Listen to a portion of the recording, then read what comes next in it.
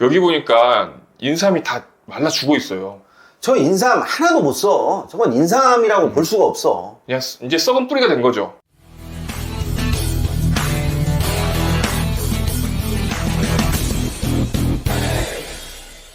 농지연금용 땅을 낙찰받았는데 그 땅에 농작물이 있으면 어때요? 그거는 땅은 내 거지만 농작물은 심은 사람 겁니다. 그거야 다 아는 사실이죠. 다 아는 사실인데 농작물도 명도하면 안 돼요? 농작물을 무슨 명도를 내? 농작물은 명도한다라는 표현을 쓰는 게 아니라 농작물은 수확할 때까지 기다려주면 되는 거지. 그러니까 내가 그 수확물 값을 주고 돈을 주고 그러면 그것도 내가 갖겠다 이렇게 하고 그 경작하고 있는 것을 내가 경작하는 걸로 하면 안 되냐고요. 그렇게 할 수가 있는데 단년생 작물이라면 모르겠지만 이게 만약에 여러 해 키워야 되는 그런 작물 있잖아. 그게 뭐죠? 뭐 나무. 인삼. 인삼. 뭐 도라지. 이런 거라면 얘기가 조금 달라져. 그래서 그렇게 나올 만한 물건 하나 가지고 왔는데 이 물건도 나는 그렇게 쉽게 낙찰자가 의도한 대로 뭔가 될 거라고 생각하지는 않아. 어떤 물건인지 같이 화면을 보도록 하겠습니다. 2022 타경 3013 사건이고요. 소재지는 경기도 광주시 곤지암읍 수양리에 있는 용도는 답입니다. 면적이 382평 정도 되니까 농업인 요건 갖추기엔 딱 좋은 면적이네요. 그렇지. 딱 벌써 1000제곱미터가 넘어갔다라고 하는 것은 저 상태에서 가격이 좀 빠지면 농지연금용으로 어떤가? 이 생각이 들어가야 돼. 감정가가 3억 2,800인데 두 번 유찰돼서 절반 정도 가격이 됐어요. 1억 6천 정도까지 떨어진 상태이고요. 4월 8일에 입찰이 있었습니다. 그런데 6명이 입찰해서 65%인 2억 1,320만 원에 낙찰이 됐네요. 보통 두 번 정도 경매 물건에서 떨어지면 어떤 물건이든 간에 똥파리가 꼬일 수밖에 없어. 그렇죠. 여기에서 뭐 몇 명이 응찰했네, 차순위 신고를 하네 마네 이런 것은 의미가 없는 거고, 일단 두 번 유찰이 됐을 때 어느 정도 전회차에서 낮춰서 쓰느냐가 관건이 됩니다. 그런데 이제 이 물건 같은 경우는 농지연금용으로 써야 된다라고 생각을 하면 저 1억 6천에서 큰 폭으로 올릴 필요가 없어. 그렇죠. 근데도 지금 2억 넘게 낙찰이 됐다라고 하는 것은 내가 볼 때는 기대 심리가 조금 많이 반영됐거나 아니면 현장을 정확히 보지 못했거나 둘 중에 하나라고 봅니다. 여기 보시면 매각 제외에 인삼 식재 해가림 시설 그리고 성명 불상자 인삼 이렇게 되어 있네요. 그러니까 인삼이 식재되어 있는데 누가 심은지 모른다는 거죠. 그렇지. 아마 저게 두 번을 떨어뜨린 가장 큰 하자가 아닌가 싶어. 누군가 이 인삼을 심은 사람을 찾아내야 그 사람하고 협상을 하든 뭐 치료를 받든 그렇게 될 텐데 누가 심었는지 모른다는 거니까. 그렇지. 아마 이 물건 조사를 나갔던 감정평가원도 누가 인삼을 심었는가 찾으러 돌아다닌 것 같아. 그래서 저기 부동산 현황에 저렇게 써 있어. 목록기재 부동산은 첨부된 사진과 같이 소유자의 전화통화 및 인근 공장 직원에 의하면 소유자 아닌 성명 미상의 경작자가 1년 전부터 인삼을 식재하여 재배하고 있다고 함. 소유자 아닌 다른 사람이 그냥 쓱 하고 있다는 뜻이네요. 그러니까 무단 경작을 했다라고 하는데 저런 경우가 굉장히 드문 케이스야. 그렇죠. 웬만하면 누가 심었다라고 하는 것은 거의 다 현장 가면 나오게 돼 있거든. 근데 이런 경우에는 낙찰자도 멘붕이 올 수밖에 없어. 그리고 이 인삼 같은 경우에는 아까 서두에 말씀하셨듯이 단년생 작물이 아니고 5년, 6년 키워야 되는 작물이기 때문에 이거를 소유자의 동의 없이 이렇게 한다? 이게 쉽지 않은 일이잖아요. 그렇게 되다 보니까 이 물건을 입찰한다라고 하는 우리 회원한테 내가 직접 현장에 가보라고 했어. 가서 정말로 인삼이 어떻게 식재되고 있고 인삼 밭의 주인은 어떤 생각을 가지고 이 인삼을 심었는지 한번 확인해 보라고 했거든. 자, 이쪽이 진입로 같아요. 그렇지. 이 진입로를 진입해서 가는데 진입로도 매각 물건이 아니야.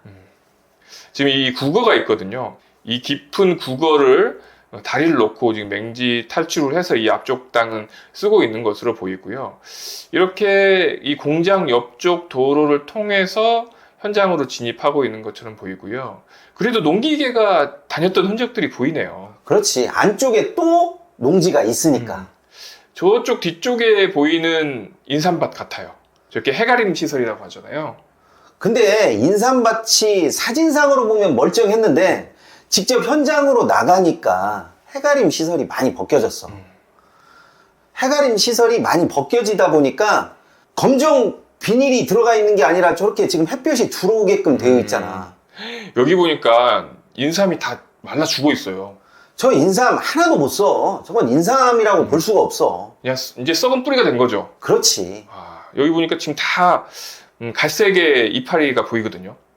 그런데 인삼에 대한 저런 부분은 그럴 수 있다라고 치지만 저기 나와 있는 저 수로 부분 있잖아. 예. 저런 시설은 얼마 되지 않은 거라 저거를 찾아서 누구한테 돌려준다?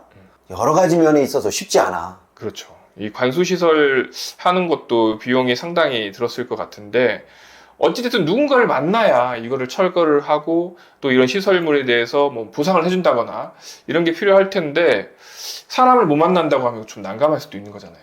그렇지. 이게 주택으로 치면 내가 아파트를 낙찰받았는데 거기에서 사람이 누군가 살기는 사는데 그 사람을 못 만나는 그 꼴이잖아. 그렇죠. 이런 물건은 솔직한 말해서 내가 낙찰을 받았다고 하더라도 바로 소유권을 행사할 수는 없어. 그렇죠. 어찌됐건 협의를 해야 되는데 현재 상태에서 협의는 쉽지 않을 것 같아. 사진을 보니까 아까 영상에서도 봤듯이 이렇게 구멍이 좀 나 있는 상황이고요. 이 사진상으로는 이 인삼잎이 푸릇푸릇해요. 그렇지. 여기 나와 있네요. 이렇게 인삼을 이렇게 줄 맞춰가지고 쭉 이렇게 심어놓은 상태이고요. 저 심어놓은 것도 있지만 여기도 관리를 안 해가지고 저 가운데 잎사귀가 큰 거 있지? 이거. 그 잡초야. 잡초예요? 얘만 이렇게 풀이 컸나?